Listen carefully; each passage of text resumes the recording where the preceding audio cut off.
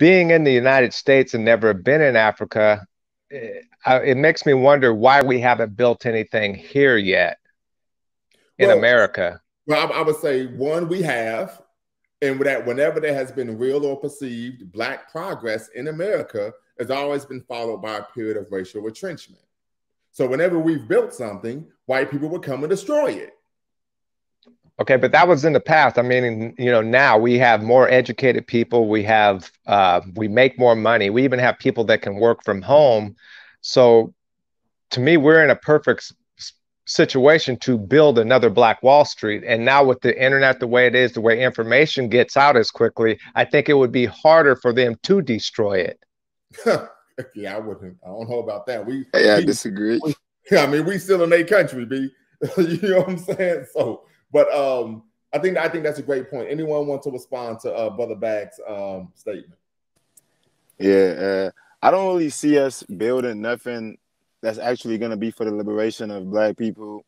That's 100% independent in America without us having a base outside of America that can protect us, or be able to do trades with.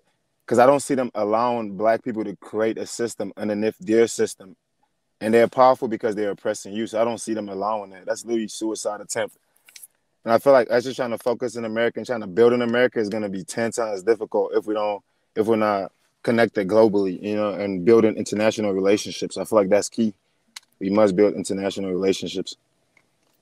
Brother, you said, go ahead, Brother Bag. Go ahead. But it is possible to build within their system. I mean, people do it all the time. The Mexicans have done it. Asians have done it. We have not built that since what, Garvey? Maybe Black Wall Street. So why is it that we're not able to replicate that and build just like these other minorities? They have their own towns. They have their own industries within their communities.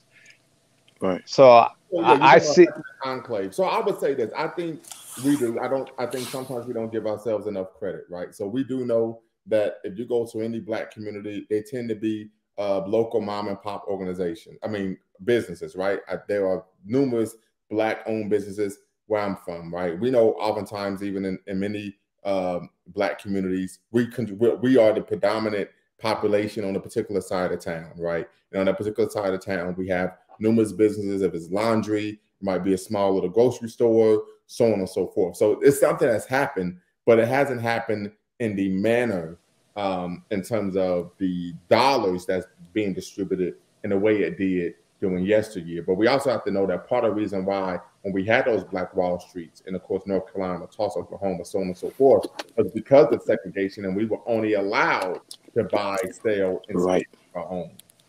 I was just going to mention that. And also, we cannot forget all these other groups that have nations outside of America that backs them up, and they also get help. Give an example of that?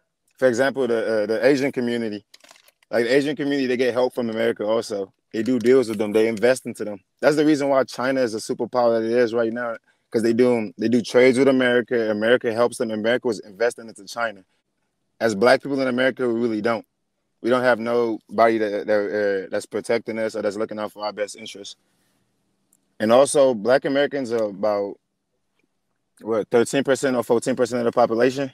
Yeah. So it's like the key thing is building international relationships. We have to build international relationships. Understood. Well, in my opinion, but I believe it's facts too. I mean, we're not going to be allowed to build anything here. We're not going to be able to build a system with a system. We're not going to be able to be sovereign within a sovereign nation. There's no way to do that. And I can, break it down in further detail. But we're just not going to be able to really do it. Now, what we can do, like he said, and what I put in the chat, we can build up to a certain point. Okay, we can, start saving our money, educate ourselves, become more financially literate. There's positive things we can do, basically, to put it simply. There's positive things that we can do that I do believe in, along with Brother Bag's point. And I do think we should do those things. Like, don't get me wrong. I'm not saying that we should just leave here tomorrow and just, everything is, we can't do anything. Nobody is helpful. Nothing good is going on. I'm not saying that. But what I am saying is that in the end, all the ideas, no matter who they're being led by, we are not going to be allowed to build a sovereign nation or system within this particular system for sure. I don't think that it's likely we could do it in a lot of places, but definitely not within the system because, you know, everything is really designed to make sure that that does not happen. And I'll just when you say, I understand what you're saying about, you keep saying like another system. What I was referring to, and I'll give you an example. All throughout the United States, you have ghost towns, if you will. Mark Cuban, the owner of the Dallas Mavericks, bought a town for $2 million. There, 20 years ago, they had towns here where I'm from up for sale. You could literally go into a ghost town, buy it up, and put your own, if you're a Pan-Africanist or Black nationalist, you could use the system in this country and be around like-minded people. You see what I'm saying? You would control everything and you could build there. And that was my point as far as why don't we build something here like Black Wall Street? We could literally do it. We would be around like-minded people. We wouldn't have to worry about violence from your Pookies and Ray Rays. Your kids could be safe. Mm-hmm. And I think that would. I agree with you. I talked about that before. And shout out to Brother Design for the super chat. Appreciate you, brother. And this is something I had a conversation with the Nation of Islam, a member of the Nation of Islam, about, one of the ministers. And he was talking about, I said, you all have been around for 92 years. You all have been preaching separation for 90 years. When are you going to make it happen?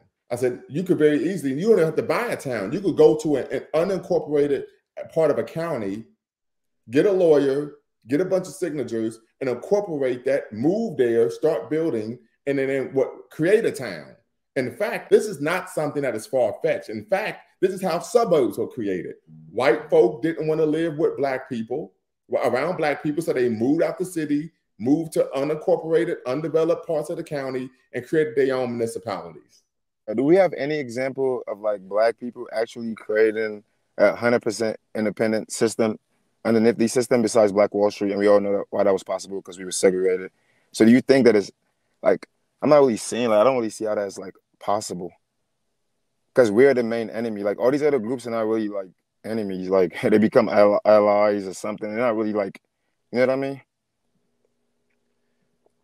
Well, you're talking about working with people that are like-minded, people that are Pan-Africanists. You're not talking about all Black people that don't share your ideology. As far as Africa would be great. The problem with Africa is the leaders don't want to stand up. So until they take the mindset of China, which said we will never be conquered again, look at the corruption in Africa. You can go there and build something, but I mean, it's on shaky grounds. Until they change, it's going to be difficult. Mm-hmm. And I mean, you could get people to invest in you in America, and all, because America's always a safe place to invest in. It's a stable government. That's why people like to come here and invest. That's why it's the largest tax haven in the world. So I feel that we are not taking advantage of this. And can it be done? Of course it can. I don't put handcuffs on myself or Black people with a positive mindset. I just refuse to do that. Yeah, no, I agree with that. I'm just trying to think like also logically. Well, one, you don't have the mindset of going up against the government. It's not about going up against the government. It's about uplifting yourself. It's not about going to war. It's about creating a better life for you and your family. Exactly. I agree with you. But you doing that, that's taken from their pockets. Because like this is basically America is a big corporation. So Black folks, us doing that, we start building our own hospitals in America, start building our own infrastructure. We're basically taking out of their pocket. So that makes us automatically competition. It's just like in Africa right now. Africa, there's not one country in Africa that's 100% independent till this day, because outsiders are still in control of everything, because it's just very difficult. I feel like it might be easier to even happen in Africa, because even Africa is going to be a great challenge trying to like become 100% independent in Africa. So I don't even see how we're going to do that outside of Africa, if we can even do it in Africa, where we have the largest population, we have the undeveloped lands. Like, I agree with what you're saying. I'm just trying to think about the other side of it, Well, as far as America not benefiting, they would get taxes. And as far as business, everybody's going to get business because that's how America works. You look at the Asians or Chinese, they do business, but a lot of their products may come from other places. Even white people bring it in. They may not come into your town or whatever, but you're going to buy and ship in. So, I mean, when you're dealing with like our country, our world is globalized. So it's enough for everybody to get a piece, if you will. I understand what you're saying, Bag, but the thing is, like Bikalon is saying, we have to exercise some level of logic and pragmatism when we're talking about these things as well. And I'm not trying to be defeatist and super negative, but it's just like you got to think about it. Like what you're saying, okay, you're going to benefit from tax revenue, so on and so forth, but if you look at it, don't you think they were benefiting in the past when they destroyed different movements, or even in the present? I mean, the idea, we are kind of set up as a permanent underclass, and the goal is to kind of keep us down here. If everything was just so easy and we could just start our own communities and it was just that simple, then we obviously would have already done that. You know what I mean?